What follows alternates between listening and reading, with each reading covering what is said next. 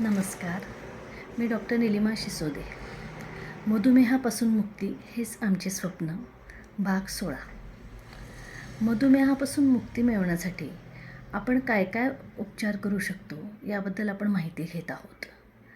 त्यात सध्या आपण व्यायामाबद्दल माहिती घेत आहोत. त्यातला हा तिसरा भाग. व्यायामाबद्दल आयुर्वेदात काय सांगितलं आहे ते आपण मागच्या भागात पाहिलं.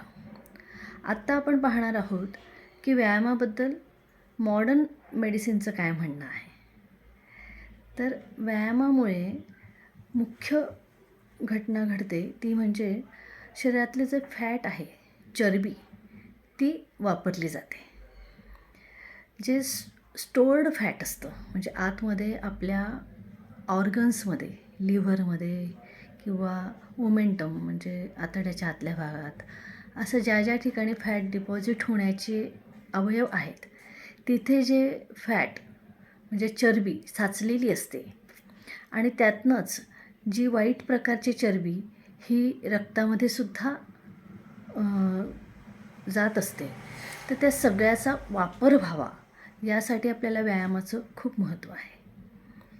तर ही जी चरबी आहे ही ऑर्गन्समध्ये जी अतिशय आतल्या भागामध्ये साचलेली असते ती व्यायामामुळे बाहेर येते, रक्तामध्ये मिसळते आणि तिथून ती बाहेर टाकली जाते. कारण की व्यायाम करण्यासाठी आपल्याला उष्मांक लागतात, कॅलरीज लागते आणि ती कॅलरी जी आहे ती फॅटचं बर्न होऊन शुगरमध्ये रूपांतर होऊन आणि मग ती वापरली जाते कॅलरीच्या स्वरूपात आणि अशा पद्धतीने ती पूर्णपणे नष्ट होते. म्हणजे रक्तातलं ऑर्गनमध्ये साचलेलं फॅट कमी होणं यासाठी आपल्याला व्यायामाचा फायदा होतो. तसंच जी अधिकची साखर रक्तामध्ये मिसळलेली आहे तीसुद्धा अशा वेळेला उष्णतेच्या स्वरूपात वापरली जाते आणि त्यामुळे सुद्धा आपली रक्तातली साखर कमी होते. आणखीन काय होतं तर स्ट्रेस हार्मोन जो असतो तो आपल्या शरीरात वाढलेला असतो. मधुमेहामध्ये तर अधिकच वाढलेला असतो.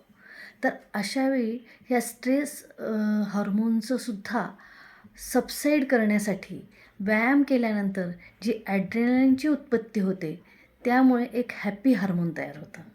एक आपल्याला आनंदाची भावना तयार होते, आपल्याला आनंदी वाटायला लागतं आणि त्यामुळे साहजिकच स्ट्रेस वाढल्यामुळे होणारा जो डायबिटीस आहे तो कमी करायलासुद्धा आपल्याला व्यायामाचा उपयोग होतो.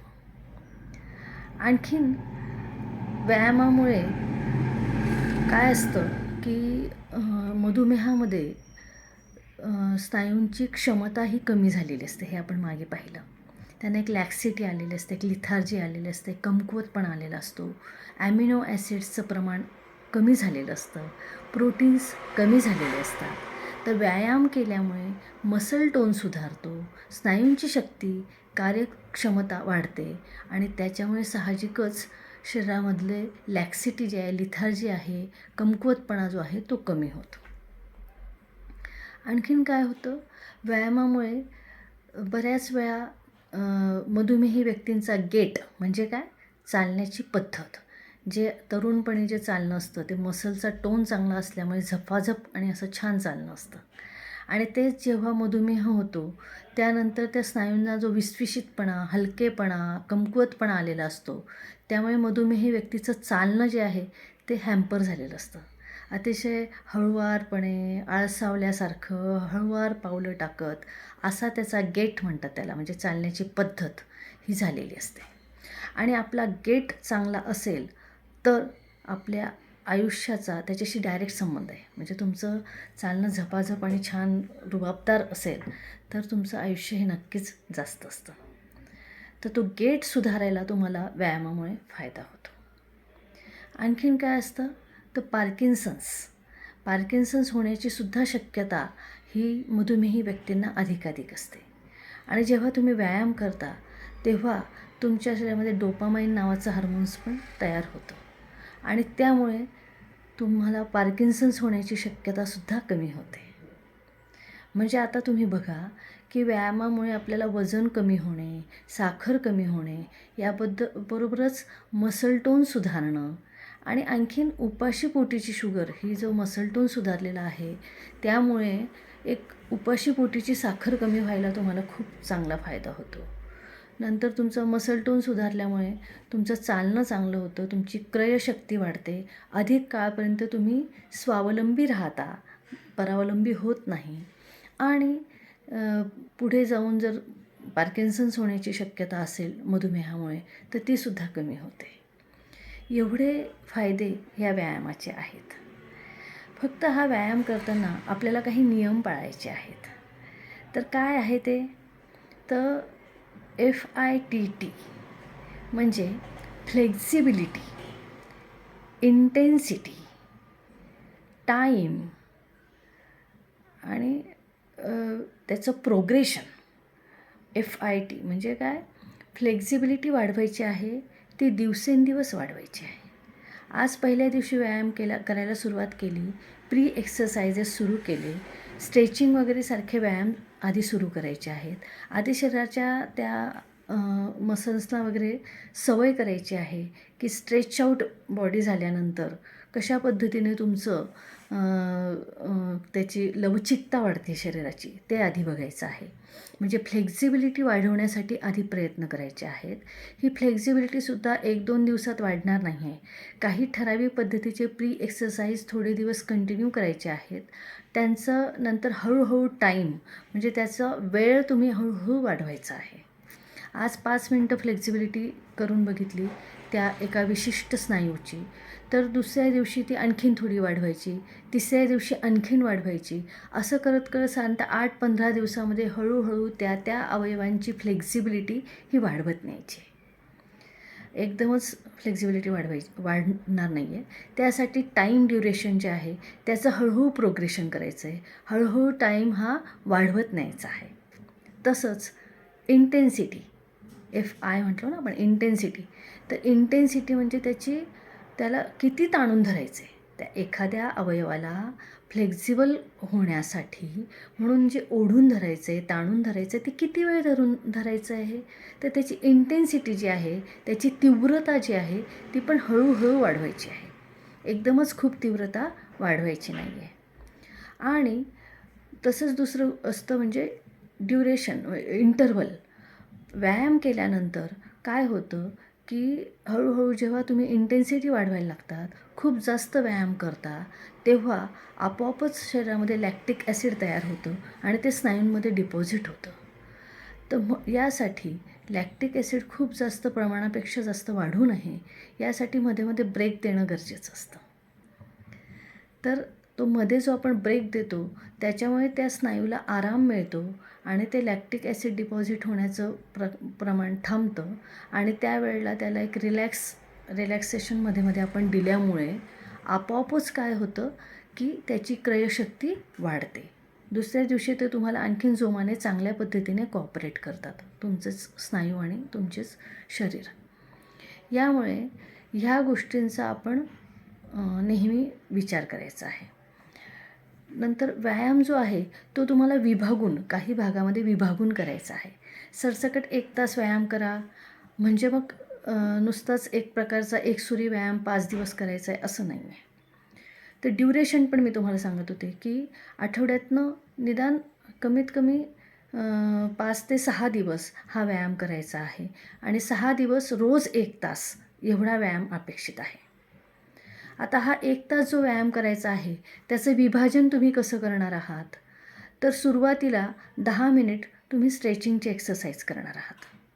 म्हणजे त्याला माइल्ड एक्सरसाइज म्हणूया आपण, ज्याच्यामध्ये सगळ्या सांध्यांच्या अवयवांची हालचाल केलेली आहे, सगळे स्नायूंना थोडासा ताण दिलेला आहे, अवयवांना थोडा ताण दिलेला आहे.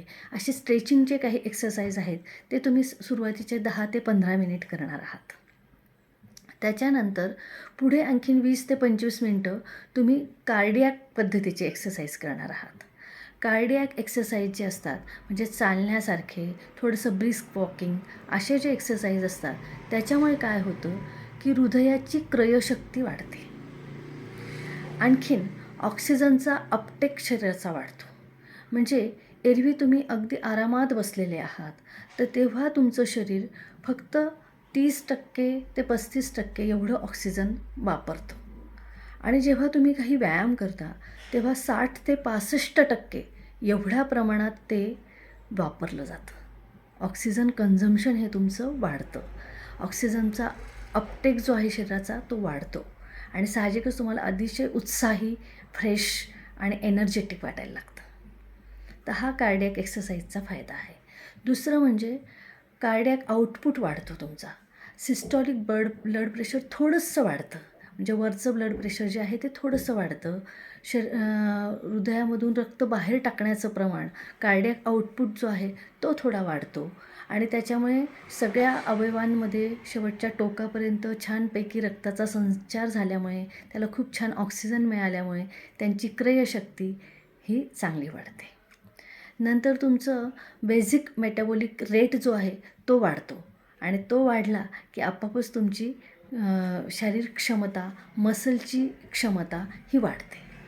म्हणून थोड्या वेळ तुम्हाला मग काय आहे की एरोबिक एक्सरसाइजेस हे करणंही गरजेचं आहे. म्हणजे चालणं, थोडंसं धावणं, थोडंसं पळणं, अशा पद्धतीचे व्यायाम हे तुम्ही थोडे अर्धा तास करायचे आहे. आणि पुढचा अर्धा तास जे आहे ते तुम्ही स्ट्रेनस एक्सरसाइजेस करायचे आहेत. म्हणजे शरीराला खूप ताण देणारे, शरीराच्या क्षमतेपेक्षा थोडेसे जास्त असे स्ट्रेनस ज्याच्याने शरीराला ताण पडणार आहे, शरीराची शक्ती आणखीन वाढणार आहे, अशा पद्धतीचे व्यायाम हे पुढचा अर्धा तास करायचे. ते कुठले व्यायाम आहेत? तर बॅडमिंटन खेळणं आहे, नाचणं आहे, दोरीच्या उड्या मारणं आहे किंवा बॅडमिंटन खेळणं आहे किंवा कुठल्याही पद्धतीचा क्रिकेट वगैरे, फुटबॉल जो तुम्हाला खेळ आवडत असेल तो खेळणं आहे. हा व्यायाम जो आहे किंवा जिमचे एक्सरसाइज आहेत, हेवी एक्सरसाइज आहे, जिममध्ये वजन उचलण्याचा व्यायाम आहे किंवा पुशअप्ससारखा व्यायाम आहे. हे जे शरीराला खूप ताण देणारे व्यायाम आहेत हे तुम्हाला पुढचा आणखीन अर्धा तास करायचे आहेत. म्हणजे अशा पद्धतीने रोज 1 तास हा तुम्ही व्यायामाचं जर शेड्यूल ठरवून घेतलं आणि ते पण असं टप्प्याटप्प्याने ठरवून घेतलं तर तुम्हाला कुठलाही त्रास होणार नाही आणि तुमच्या स्नायूंची शक्ती अधिकाधिक वाढेल. तुमची शुगर ही चांगल्या पद्धतीने वापरली जाईल आणि अशा पद्धतीने छानपैकी तुम्ही लवकर मधुमेहापासून मुक्त व्हाल. तर व्यायामाबद्दलच्या ह्या थोड्याशा टिप्स मला सांगणं गरजेचं वाटलं, कारण की व्यायाम करायचा तो कसा करायचा, त्यात काय नियम पाळायचे हे सुद्धा आपल्याला माहीत असणं आवश्यक आहे. म्हणून आजच्या भागात हे सांगितलं. थँक्यू. तुमचा दिवस शुभ आणि आनंदी हो. आजच्या भागात एवढंच. नमस्ते. डायबिटीस फ्री इंडिया मिशनला लवकरच जॉईन व्हा आणि आमच्या यूट्यूब चॅनलला नक्कीच सबस्क्राईब करा. थँक्यू.